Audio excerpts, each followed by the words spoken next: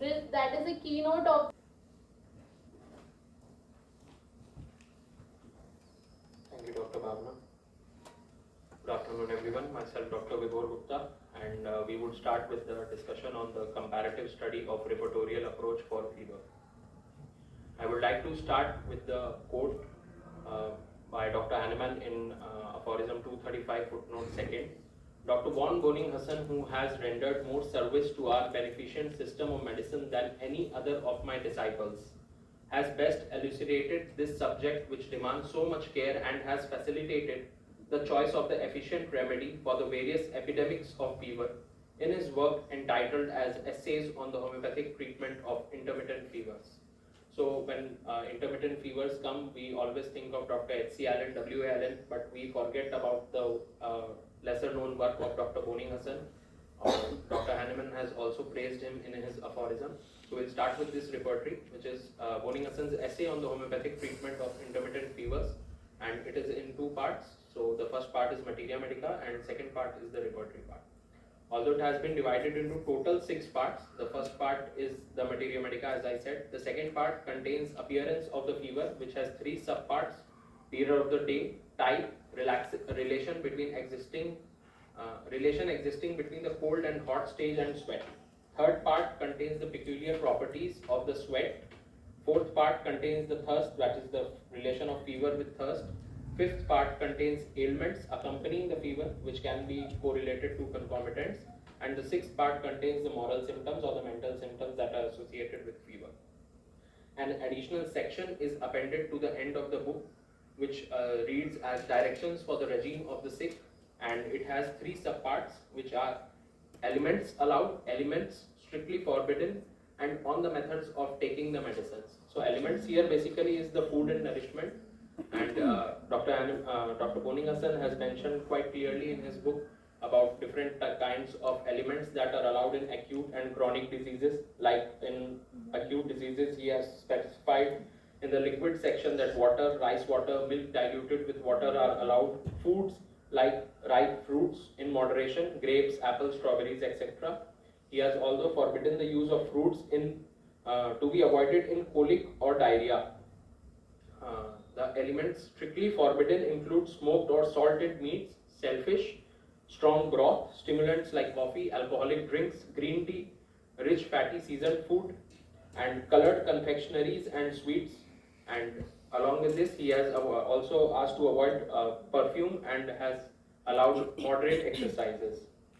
On the methods of taking the medicine, he has divided the case he has divided the patient as acute case, chronic case, or severe long-standing cases. In acute cases, he has suggested dry dose of 1 to 2 globules, and severe diseases or long-standing cases, he has suggested doses in water, and doses in alcohol have been suggested in very low quantities when water potencies fail. So the regime exists not to cure disease, but to remove all obstacles to the curative action of the homeopathic remedy. Next up is Boger Boenninghausen's Characteristics and Repertory, which is very famous for its fever chapter. So the background of BBCR is it was published in 1905, and fever was a dominant clinical entity and not merely a symptom at that time, and diagnosis relied on observable phenomena more pronouncedly rather than the lab values, and Boenninghausen closely noted order of events, alteration of symptoms, concomitants, localization and spread, which have been mentioned in the BTPB, and from there Dr. Boger has picked up all up and expanded this chapter. Hence, fever is not treated as a single rubric but as a compound phenomena broken into stages, sequences and conditions.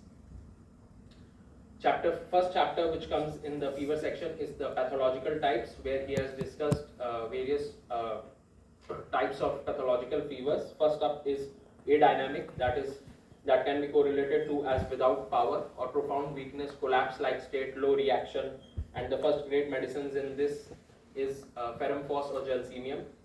Then we have quotidian fever, as we have already discussed this, that fevers that return every day, recurring at the same time, is Sabadilla. Tertian fever recurring every 3rd day, that is first day is the fever present, 2nd day it's absent, 3rd day again the fever can be seen. Quartan fever, fever recurring every 4th day. Sodoral fever or febris haloides is fever characterized by profuse exhausting sweat, and sweat is not relieved by but debilitating to the patient. The two first grade medicines in this rubric are arsenic and sambucus. Hectic fever, a slow, exhausting, long-standing fever associated with tissue destruction, often seen in consumptive diseases. Thermic fever, which is due to external heat exposure and not just infection. Pituitous fever is a sub-rubric to the typhoid fever and is associated with excess of phlegm production. Now, why blood and circulation is present in the fever chapter? Because fever was understood as a dynamic disturbance of the circulation at that time and blood movement, and not just associated with mere rise in temperature.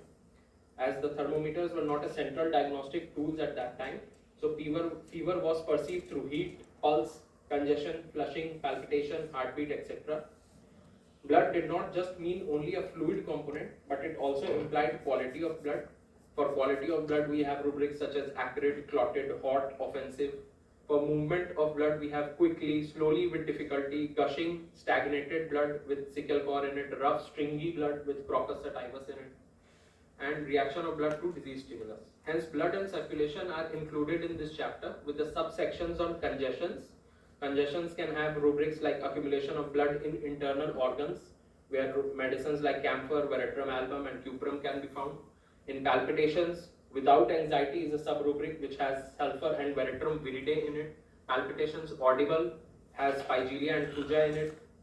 Heartbeat is another subchapter of circulation, which heartbeat can be audible as in angustura vera, bismuthum, and iodum. Tremulousness with antim tart, arsenic, calcarea, platina in it. And the last subsection of circulation chapter is pulse, which can be observed by inspection and observed by palpation, and we can see that the pulse can be full, hard, intermittent, irregular. It can be slower than the heartbeat during fever. It can be quicker than the heartbeat as in spigelia and aconite.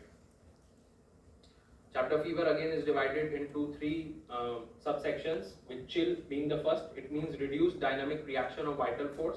The key rubrics in this section are chill, chilliness, partial chill, cold, coldness, partial coldness, shivering.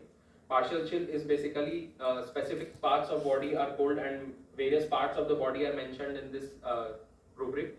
Shivering reflects the nervous activity also. Some rubrics here are chill as if standing in cold water, single medicine rubric, Gelsemium. Chilled drops of cold water were sprinkled on the parts, Barbaris vulgaris. Chill partial coldness, back part of the body, single medicine, Rustox. Partial coldness, back, proceeding from the lumbar region, that's kamar se ut raha hai वैसे, hyoscyamus. Partial coldness of lower extremities and with icy feet cold is natrum phosphoricum.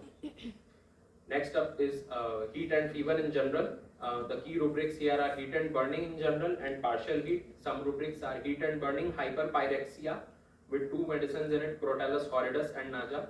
Heat and burning with external coldness.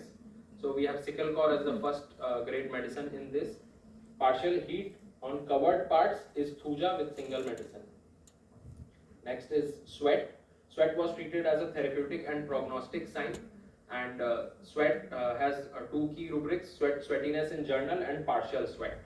So the some rubrics are sweatiness, easy sweatiness, profuse without relief, which has Formica rufa, Mercurius, Chamomilla, Rustox in it. Partial sweat on uncovered part is Thuja. Previously we have studied partial heat on covered parts, Thuja, and here we have sweat on uncovered parts, Thuja. Next up, the chapter which is following the fever, all this is compound fever. All these rubrics which I have discussed are followed by the time modalities, aggravation, amelioration, and concomitants after each chapter. And the next up is compound fever. Fever composed of more than one stages appearing in a definite order, and BBCR has very well classifies fever based on how it begins, beginning with a chill, beginning with shivering, heat or sweat, and each section shows its relation to various stages and its correlation with the other stage and sequence. So how to use the fever chapter of BBCR is what the crux we need to take away from here today. Identification of the dominant stage. Being a homeopath, we need to identify the dominant stage of the fever, that is chill dominant, heat dominant, sweat dominant, or is there any compound sequence. Note the order of the various stages. Note the modalities pertaining to time, aggravating factors, the ameliorating factors. Note the concomitants and the various spheres of body, that is mind, head, abdomen, sensation and generalities, glands, skin, bones, sleep, etc. Combine all the data, use it for repertorization through BBCR, as it is very useful in acute cases, epidemic and undiagnosed fevers. As we know, in COVID-19 it has helped us a lot. BBCR does not reject the modern diagnosis but provides a therapeutic guide and helps individualize treatment beyond protocols. Thank you. I would like to pass on it to Dr. Jayashree.